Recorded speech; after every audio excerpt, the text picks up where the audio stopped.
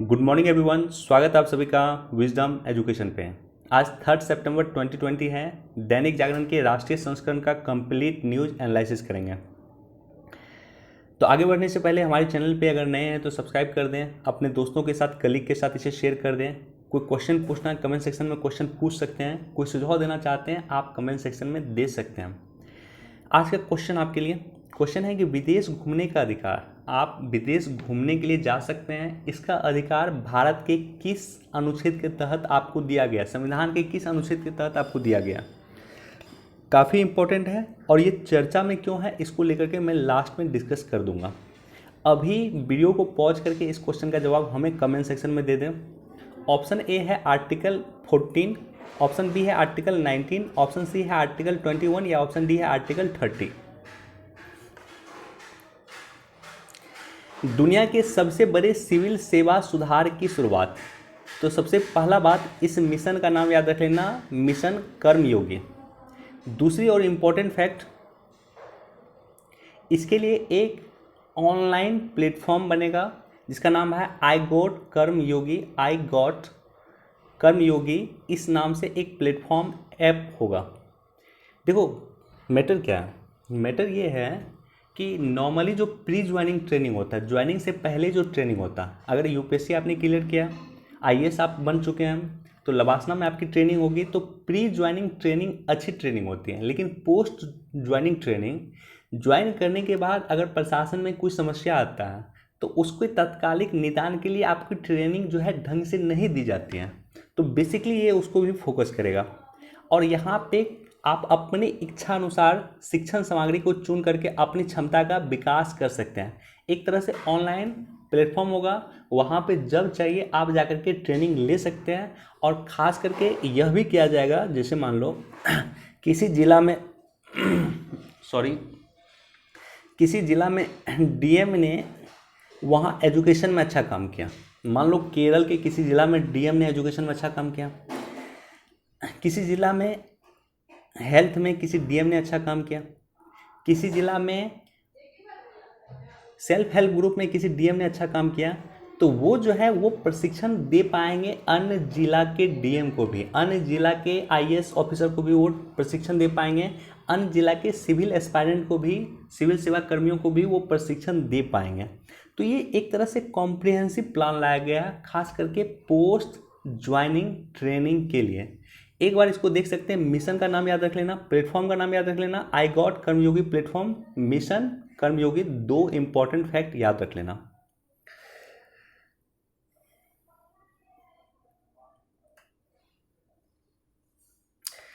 PUBG समेत 118 और चीनी मोबाइल ऐप पे लगी रोक। इससे पहले भी 59 चीनी ऐप पे रोक लग चुका था। अब ये जो चीनी ऐप पे रोक लगा, सबसे इंपॉर्टेंट फैक्ट, किस एक्ट के तहत इस पे रोक लगाया गया। तो याद रख लेना, हमारे लिए एक एक्ट है सूचना प्रौद्योगिकी कानून 2000, इंफॉर्मेशन टेक्नोलॉजी एक्ट 2000, और इसी एक्ट की धारा जो है 69A, आईटी एक्ट की धारा 69A के तहत इन ऐप को प्रतिबंध किया गया है। इन पे आरोप है कि ये जासूसी करने का काम करते हैं, ये भारतीयों को डाटा चुरा करके चीनी गवर्नमेंट को देने का काम करते हैं। देखो एक फैक्ट यह है कि चीन की जो सरकार है, चीन में कम्युनिस्ट पार्टी की सरकार है, चीन में ओवरऑल हर एक चीज़ पे, चीन के गवर्नमेंट कंपनी पे, चीन के प्राइवेट कंपनी पे, चीन के हर एक चीज़ पे चीनी सरकार का नियंत्रण होता है, चीन के मीडिया पे भी। तो निश्चित तौर पे ये कंपनी, मान लो पबजी कंपनी है, चीन की कंपनी अगर पबजी है, वो अगर चीनी गवर्नमेंट उससे डाटा मांगेगी भारत सरकार का या भारत के लोगों का डाटा मांगेगी, तो निश्चित तौर पे वो डाटा चीनी गवर्नमेंट को देगा और उसके लिए वो बाध्य है। तो इसी के लिए हमने 69A, सेक्शन 69A याद रख लेना, आईटी एक्ट सेक्शन 69A के तहत हमने इन ऐप को बैन किया। बेसिक इंफॉर्मेशन आपको जानकारी होनी चाहिए।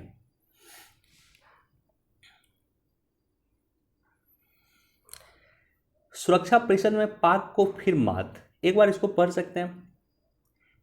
पाकिस्तान ने अपने तरफ से कुछ व्यक्तियों को आतंकवादियों की प्रतिबंधित सूची में डालने के लिए रिक्वेस्ट किया था। उन्होंने भारत के कुछ व्यक्तियों को आतंकवाद, देखो यहाँ पे नाम दिया हुआ, यहाँ पे नाम दिया हुआ, राइट। तो इन व्यक्तियों को अंगारा अप्पा जी, गोविंद पटनायक, मिस्त्री जी, वेणु माधव डोंगरा जी, इन लोगों को आतंकवादियों की प्रतिबंधित सूची में डाला जाए, इसका रिक्वेस्ट किया किसने? पाकिस्तान ने किया। लेकिन यूनाइटेड नेशन सिक्योरिटी काउंसिल में इससे आतंकवादियों की प्रतिबंधित सूची में नहीं डाला गया। तो एक बार फिर भारत ने पाकिस्तान को मात दिया है सुरक्षा परिषद में। एक बार पढ़ सकते हैं, बेसिक इन्फॉर्मेशन होना चाहिए। यही वो जगह है जहाँ पे मसूद अजहर को आतंकवादियों की प्रतिबंधित सूची में डाला गया है। यही वो जगह है जहां दाऊद इब्राहिम को आतंकवादियों की प्रतिबंधित सूची में डाला गया है, right.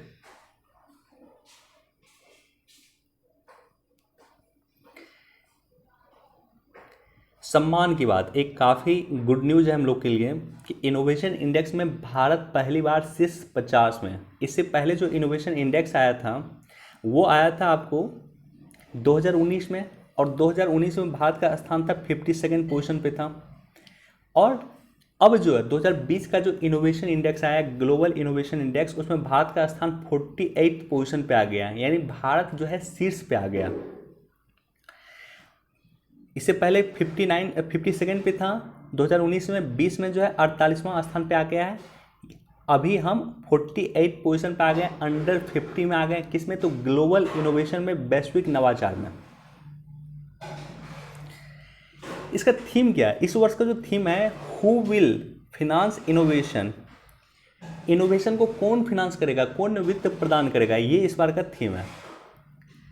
GII global innovation index ranking का प्रकाशन प्रत्येक वर्ष कार्नेल यूनिवर्सिटी, इनसीड और संयुक्त राष्ट्र के विश्व बौद्धिक संपदा संगठन के द्वारा किया जाता है। ये तीनों ही ऑर्गेनाइजेशन याद रख लेना, एक कार्नेल यूनिवर्सिटी है, एक इंस्टीट्यूट है, और तीसरा है विपो, संयुक्त राष्ट्र के विश्व बौद्धिक संपदा संगठन। इसके जरिए विश्व की अर्थव्यवस्थाओं को नवाचार क्षमता और परिणामों के आधार पर रैंकिंग दी जाती है। इनोवेशन के लिए कौन देश कितना काम कर रहा है, उस आधार पर देशों को रैंकिंग दी जाती है, और लगातार स्विट्जरलैंड पहला स्थान पे बना हुआ है। तो बेसिक इतना इन्फॉर्मेशन याद रख लेना। और एक और जानकारी मैं आपके साथ शेयर करूंगा, वो है संयुक्त राष्ट्र के विश्व बौद्धिक संपदा संगठन। काफ़ी इंपॉर्टेंट संगठन है और कई बार यूपीएससी इससे क्वेश्चन पूछता है। ये संगठन ग्लोबल इनोवेशन इंडेक्स जारी करती हैं। इस संगठन का नाम है विश्व बौद्धिक संपदा संगठन, वर्ल्ड इंटेलेक्चुअल प्रॉपर्टी ऑर्गेनाइजेशन, विपो इसे कहते हैं। यह जो है यूनाइटेड नेशन की सबसे पुरानी एजेंसी में एक है। 1967 में इसकी जो है स्थापना किया गया था। इसमें जो है 26 तरह की संधियां इसके तहत हैं, बहुत सारी संधियां। जैसे मान लो आपने किसी भी तरह का कोई एक क्राफ्ट बनाया, या आपने लोगो डिजाइन किया। मान लो एक सिंपल उदाहरण लेता हूँ कि आपने कोई लोगो डिजाइन किया, उस लोगो को दूसरा कोई कंपनी कॉपी नहीं करता है, तो ये भी इस संधि के तहत आता है। ये जो 26 संधि है, 26 संधि के तहत ये भी आता है। 26 संधि के तहत जो GI टैग हम प्रदान करते हैं, वो भी एक 26 संधि के तहत आता है। तो बहुत सारी इंपॉर्टेंट संधि है ये 26 संधि के तहत। विपो का हेडक्वार्टर कहाँ है? तो जेनेवा, स्विट्जरलैंड में है। प्रत्येक वर्ष 26 अप्रैल को, 26 अप्रैल को विश्व बौद्धिक संपदा दिवस मनाया जाता है। विश्व बौद्धिक संपदा दिवस, world intellectual property right day कब मनाया जाता है? तो 24 अप्रैल को। 191 देश इसमें हैं, जिसमें संयुक्त राष्ट्र के 188 देश हैं, और इसके अलावा अन्य देश हैं। कुकुई द्वीप समूह है, होलोसी है, निउए है, आदि इसमें शामिल हैं। संयुक्त राष्ट्र के सभी देश इसके सदस्य बन सकते हैं, लेकिन बाध्यकारी नहीं है। यूनाइटेड नेशन के सभी देश इसके सदस्य बन सकते हैं, लेकिन यह बाध्यकारी नहीं है कि आप इसके सदस्य बने हैं। फिलिस्तीन को इसमें अस्थायी पर्यवेक्षक का दर्जा मिला हुआ है। 250 NGO इसके तहत काम करते हैं। तो ये सारी की सारी बेसिक इन्फॉर्मेशन है जो आपको जानकारी होना चाहिए। और 1975 में विपो का भारत सदस्य बना। 1975 में विपो का भारत सदस्य बना है। 67 में इसकी स्थापना हुई है। हेडक्वार्टर जिनेवा में है और 26 कन्वेंशन इसके तहत है, जिसमें जीआई टैग का कन्वेंशन एक हो गया, जिसमें कॉपीराइट का उल्लंघन का कन्वेंशन हो गया और भी कई तरह के कन्वेंशन हैं। बाकी यूनाइटेड नेशन का एक मैंने सेपरेट वीडियो बनाया था, वहाँ भी मैंने विपो का चर्चा किया था, तो जाकर के देख लेना। यूनाइटेड नेशन के सेपरेट वीडियो में जितनी भी ऑर्गेनाइजेशन यूनाइटेड नेशन की थी सबकी चर्चा मैंने किया था। आपको लिंक प्लेलिस्ट में मिल जाएगा।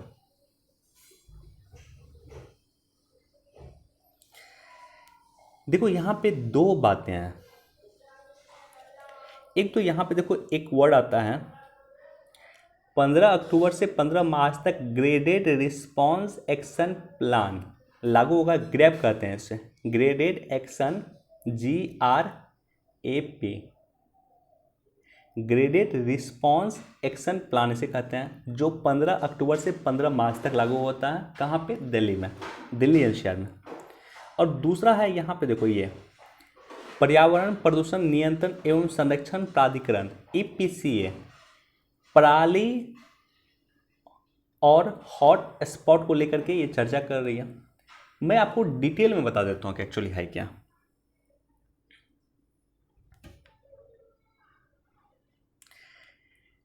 देखो 15 अक्टूबर से 15 मार्च का ही टाइम क्यों लेते हैं कि 15 अक्टूबर से जो 15 मार्च का समय होता है, इस समय में जो बहुत जगह है वो धान की कटाई की जाती है।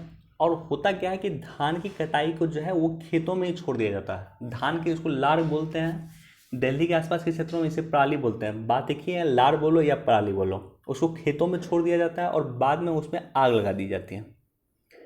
तो ऐसी कंडीशन में जैसे जैसे ठंड बढ़ता है तो दिल्ली में जितना ये जो पराली जलाती है, कहाँ पे? पंजाब में जलाया जाता है, हरियाणा में जलाया जाता है, और आपको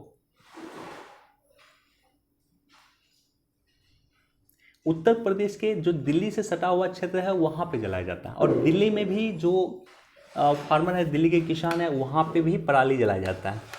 तो इसलिए जो है दिल्ली जो है एक तरह से गैस चैम्बर बन जाता है। दिल्ली में सारी की सारी पॉल्यूशन क्रिएट हो जाती है, सारी की सारी गैस चैम्बर दिल्ली हो जाता है एक तरह से। तो इसी के लिए, इसी को रोकने के लिए सुप्रीम कोर्ट के जो है ऑर्डर पे, सुप्रीम कोर्ट के आदेश पे EPCA की स्थापना हुई, environment pollution prevention control authority की स्थापना हुई। पर्यावरण प्रदूषण रोकथाम एवं नियंत्रण प्राधिकरण की स्थापना हुई थी। कब इसकी स्थापना हुई? इसकी स्थापना हुई थी 1998 में, 1998 में स्थापना हुई। और दिल्ली के पॉल्यूशन को किस तरह से कंट्रोल किया जाए, खास करके जो किसान पराली जलाते हैं, कब? अक्टूबर से लेकर के मार्च के बीच में, जब धान की खेती जो है कटने वाली होती है। तो इसको रोकने के लिए ये जो है EPCA जो है ग्रेडेड एक्शन रिस्पांस प्लान लाती है। इसके तहत जो है दिल्ली में तरह तरह के प्रतिबंध लगाए जाते हैं। दिल्ली में जो हैवी कंस्ट्रक्शन का काम है उसको रोक दिया जाता है।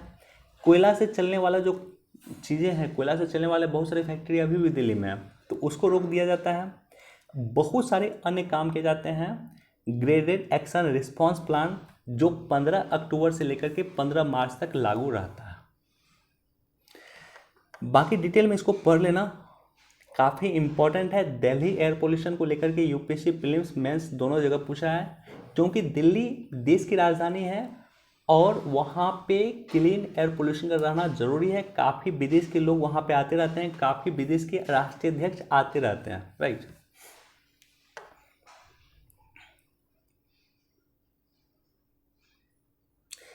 देखो यहाँ पे चर्चा है प्रश्नकाल की और शून्यकाल की चर्चा। आपको जानकारी होना चाहिए, जाकर के खुद पढ़ लेना। लक्ष्मीकांत के बुक में दिया हुआ है प्रश्नकाल क्या है, शून्यकाल क्या है। बेसिक इन्फॉर्मेशन मैं बता देता हूँ शून्यकाल के बारे में, कि शून्यकाल जो है भारत की अपनी देन है। हमने बहुत सारी चीज़, प्रश्नकाल हमने अपनाया ब्रिटेन से, लेकिन शून्यकाल भारत का अपना देन है। 1964 में इसकी शुरुआत हुई थी। डिटेल में जाकर के अपने बुक में पढ़ लेना।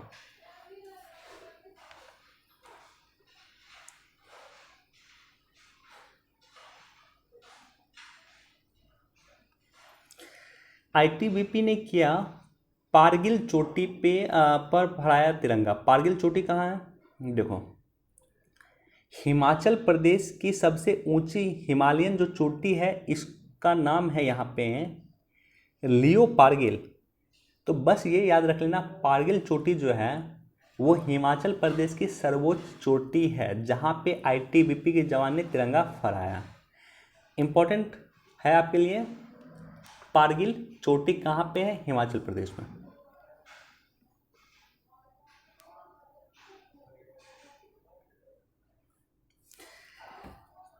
भारत ने पैंगोंग झील के उत्तरी क्षेत्र में मजबूत की स्थिति। कल मुझे आपके साथ डिस्कस करना था इस टॉपिक पे, कल मैंने डिस्कस नहीं कर पाया, तो आज मैं डिस्कस कर देता हूं। देखो यहां पे दिया हुआ ब्लैक टॉप पे एसएसएफ की अहम भूमिका। तो ये दोनों न्यूज़ को कंबाइन करके मैं बता देता हूं। ब्लैक टॉप क्या है? ये जो पैंगोंग के उत्तरी क्षेत्र है, उत्तरी क्षेत्र पे ये जो दिख रहा है आपको पहाड़, इसकी चोटी जो सर्वोच्च चोटी है उसको कहा गया ब्लैक टॉप। ये एलएसी का पार्ट था, लाइन ऑफ एक्चुअल कंट्रोल। ना तो यहाँ पे इंडिया के आर्मी जाती थी और ना यहाँ पे चीन के आर्मी जाते थे। उसके बाद क्या हुआ, इधर चीन के सैनिक क्या हुआ कि यहाँ पे आकर के ये जो चोटी वगैरह है, इस चोटी पे, इसका नाम है ब्लैक टॉप, इस चोटी पे इन्होंने क्या किया कि सर्विलेंस सिस्टम लगा दिया। इस चोटी पे कैमरा वगैरह लगा दिया, कैमरा लगा दिया, अन्य सर्विलेंस सिस्टम लगा दिया, ताकि इधर से अगर मान लो इंडिया की अगर आर्मी जा रही है तो उसका हर एक इन्फॉर्मेशन उसको मिले, राइट। तो ब्लैक टॉप पे इन्होंने कैमरा लगा दिया, वहाँ पे सर्विलेंस सिस्टम लगा दिया। भारतीय सैनिक ने क्या किया, इंडियन आर्मी ने क्या किया कि वो जो है काफ़ी तेज़ी से रफ्तार से यहाँ पे पहुँच करके और इनके जो है चीनी सैनिक के द्वारा लगाया गया कैमरा वगैरह को हटा दिया और यहाँ पे एक तरह से पूरी तरह से काबिज हो गया। ये क्षेत्र, मैं रिपीट करता हूँ, ये क्षेत्र भारत के ही अंतर्गत आता है। ये क्षेत्र भारत के अंतर्गत आता था, लेकिन एलएसी का पार्ट था। यहाँ पे ना तो भारत के लोग जाते थे सैनिक और ना यहाँ चीन के सैनिक आते थे, राइट। तो इस तरह से एक बार फिर जो है ब्लैक टॉप पे भारत के सैनिक का कब्जा हो गया है, जो चीन, जहाँ पे चीन ने अपना सर्विलेंस सिस्टम वगैरह सब कुछ लगा दिया था चीन के सैनिक के द्वारा। तो बेसिक यही इंफॉर्मेशन है जो लगातार अभी चल रहा है। चीन के रक्षा मंत्री से नहीं होगी राजनाथ की मुलाकात। राजनाथ सिंह जी हमारे देश के रक्षा मिनिस्टर हैं, वो कहाँ गए हैं? वो गए हैं एससीओ की मीटिंग में पार्टिसिपेट करने के लिए। तो एससीओ के बारे में बेसिक इन्फॉर्मेशन आपको जानकारी होना चाहिए। कई बार हमने डिस्कस किया है, हालांकि उस मीटिंग के बाद क्या आउटपुट निकलता है। रशिया में एससीओ की मीटिंग चल रही है, उस मीटिंग में भाग लेने के लिए गए हैं। मीटिंग के बाद क्या आउटपुट निकलता है उस पर चर्चा हम बाद में आपके साथ कर देंगे। देखते हैं क्या आउटपुट आता है।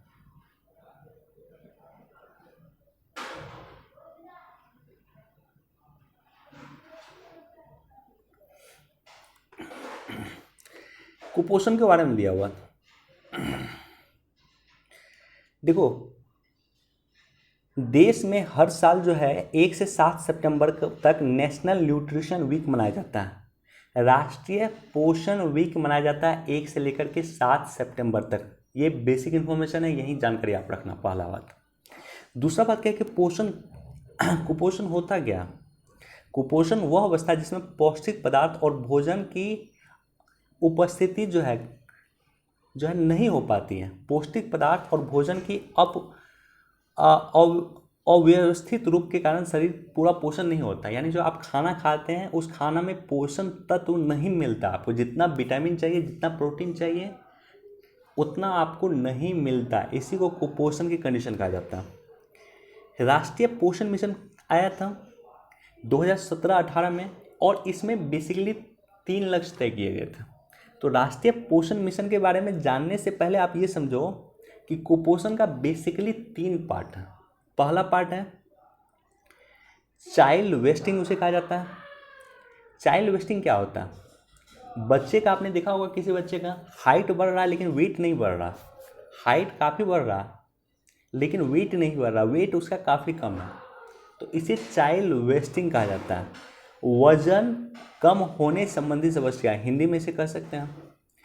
तो राष्ट्रीय पोषण मिशन में लक्ष्य तय किया गया था कि प्रत्येक 2 वर्ष चाइल्ड वेस्टिंग को 2% कम करना। दूसरा है चाइल्ड स्टंटिंग। बच्चों को आपने देखा होगा एज बढ़ रहा है, एज के साथ उसकी लंबाई नहीं बढ़ रही है, तो इसको चाइल्ड स्टंटिंग, लंबाई कम बढ़ने की समस्या इसे कहा गया। तो इसका भी टारगेट रखा गया है कि 2% इसे भी हम प्रत्येक वर्ष कम करेंगे। और तीसरा जो है एनीमिया, बच्चियों में या बच्चों में, पीड़ित बच्चों में, महिलाओं में, किशोर में जो है खून की समस्या होती है, उसे एनीमिया कहा जाता है। तो इसका टारगेट था 3% कम करना प्रत्येक वर्ष। तो 3 पार्ट है जो है कुपोषण का। पहला है चाइल्ड वेस्टिंग, एज के अनुसार से उसका वजन नहीं बढ़ना। दूसरा है चाइल्ड स्टंटिंग, एज के अनुसार से उसका लंबाई नहीं बढ़ना। और तीसरा है एनीमिया, बच्चियों में, महिलाओं में, खास करके महिलाओं में खून की कमी होता है, उसे चाइल्ड स्टंटिंग कहा जाता है। राष्ट्रीय पोषण मिशन 2017-18 में आया, जिसने टारगेट लिया कि चाइल्ड वेस्टिंग को 2% प्रत्येक वर्ष कम करना है, चाइल्ड स्टंटिंग को 2% प्रत्येक वर्ष कम करना है, और एनीमिया को 3% प्रत्येक वर्ष कम करना है। बेसिक इन्फॉर्मेशन है, बेसिक जानकारी आपको होना चाहिए। बाकी कुपोषण पे कभी आएगा एडिटोरियल तो मैं डिटेल से डिस्कस कर दूंगा, एनालिसिस कर दूंगा।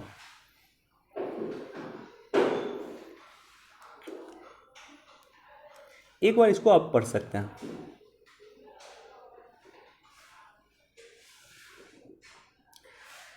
देखो एजीआर के बारे में हमने लगातार डिस्कस किया है। अब सुप्रीम कोर्ट ने क्या फैसला सुनाया सुन लो। एक तो सरकार को कितना पैसा लेना है, 1.60 लाख करोड़ लेना है। इन टेलीकॉम कंपनियों से सरकार को 1.60 लाख करोड़ लेना है। तो टेलीकॉम कंपनियों को राहत देते हुए सुप्रीम कोर्ट ने कहा कि ये जो भुगतान है, ये भुगतान आप 10 वर्ष तक कर सकते हैं। 10 वर्ष का समय दिया कि 10 वर्ष तक ये भुगतान कर दें आप। लेकिन इस फाइनेंशियल ईयर में कम से कम, इस फाइनेंशियल ईयर में यानी 2020-21 में कम से कम आपको 10% का भुगतान करना पड़ेगा, राइट। तो ये सुप्रीम कोर्ट ने कहा है, और एक अच्छा डिसीजन भी सुप्रीम कोर्ट का रहा, क्योंकि इन टेलीकॉम कंपनियों को राहत दी है। खास करके उसमें एयरटेल है, वोडा है, आइडिया है, ये कंपनी पे अधिक पेनल्टी है। बाकी एजीआर के बारे में कई बार हमने डिस्कस किया है। एडजस्टेड ग्रॉस रेवेन्यू कई बार हमने डिस्कस किया है, तो एक बार इसको पढ़ लेना।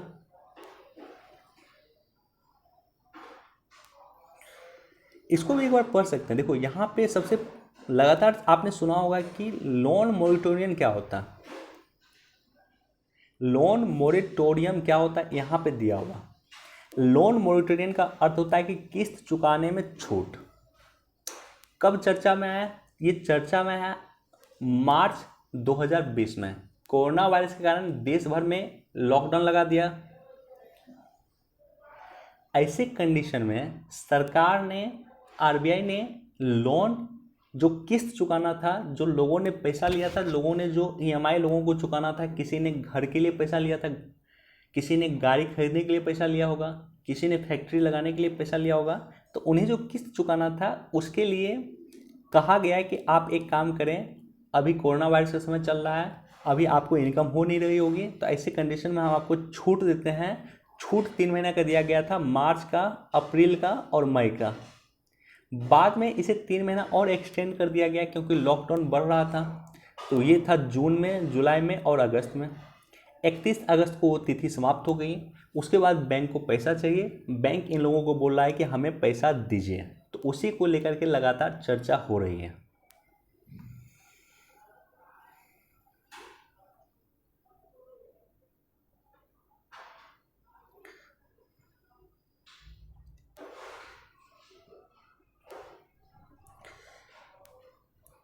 देखो पोम्पियो बोले चीन के खिलाफ अब एकजुट होने लगी दुनिया। कल का जो न्यूज़ था वहाँ पे एक लफ्ज़, एक वर्ड का जिक्र था कि क्वाड को जो है नाटो जैसा दर्जा दिया जाना चाहिए। किसने प्रस्तावित किया? अमेरिका के जो सीनेटर वगैरह हैं उन्होंने प्रस्तावित किया था। कल का पेपर देखना एक बार, कि क्वाड को नाटो का दर्जा दिया जाना चाहिए। नाटो का दर्जा क्या मतलब है इसका? नाटो में जो है 29 देश हैं। एक देश पे हमला मतलब सभी देश पे हमला। नाटो के किसी छोटे देश पे हमला मतलब अमेरिका पे हमला। और यही कारण है कि आज तक नाटो जो है काफ़ी सफल एग्रीमेंट रहा है। नाटो में मैक्सिमम यूरोप की कंट्री हैं, और अमेरिका है, ब्रिटेन है, फ्रांस है, ये बड़ी बड़ी देश भी हैं। तो किसी एक देश पे हमला मतलब ब्रिटेन पे हमला, मतलब फ्रांस पे हमला, मतलब अमेरिका पे हमला, तो आज तक नाटो जो है काफ़ी सफल एग्रीमेंट रहा है। और यूरोपीय यूनियन का छोटा छोटा देश जो नाटो का पार्ट है उस पर भी हमला नहीं हुआ। इसी तरह से अमेरिका ने इंडिविजुअल एग्रीमेंट किया फिलीपींस के साथ, दक्षिण कोरिया के साथ, जापान के साथ।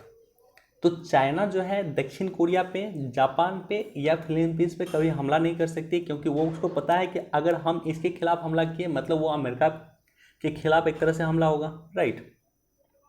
तो इसी तरह से अमेरिका प्रपोज कर रहा है कि क्वाड का जो मीटिंग दिल्ली में होने वाला है उस मीटिंग में जो है चर्चा होगी कि क्या क्वाड को नाटो का दर्जा दिया जाना चाहिए। नाटो में क्वाड में 4 देश हैं, कौन कौन? एक यूएसए है, एक जापान है, एक ऑस्ट्रेलिया है और एक इंडिया है। तो इनमें किसी देश पे हमला, मान लो चीन इंडिया पे हमला करता, मतलब वो अमेरिका पे हमला हुआ, वो जापान पे हमला हुआ, वो ऑस्ट्रेलिया पे हमला हुआ, यानी उसके प्रतिरोध में या प्रतिरोध स्वरूप सभी देश मिल करके चीन पे हमला करेंगे। एज सिंपल एज दैट, इतना आपको समझना होगा। तो इसका बहुत सारा पॉजिटिव पॉइंट है, बहुत सारा नेगेटिव पॉइंट है, लेकिन इसको लेकर के चर्चा हो रहा है और आने वाले कुछ समय तक आप इसको लेकर के सुनोगे न्यूज़। और हमने भी डिस्कस किया था, तो हमने भी कहा था कि क्वाड को नाटो का दर्जा दिया जाना चाहिए। कई बार हमने डिस्कस किया है और हमने कहा है कि क्वाड को नाटो का दर्जा दिया जाना चाहिए। तो मैं इसके पक्ष में हूँ, बाकी अलग लोगों की अलग अलग राय हो सकती है।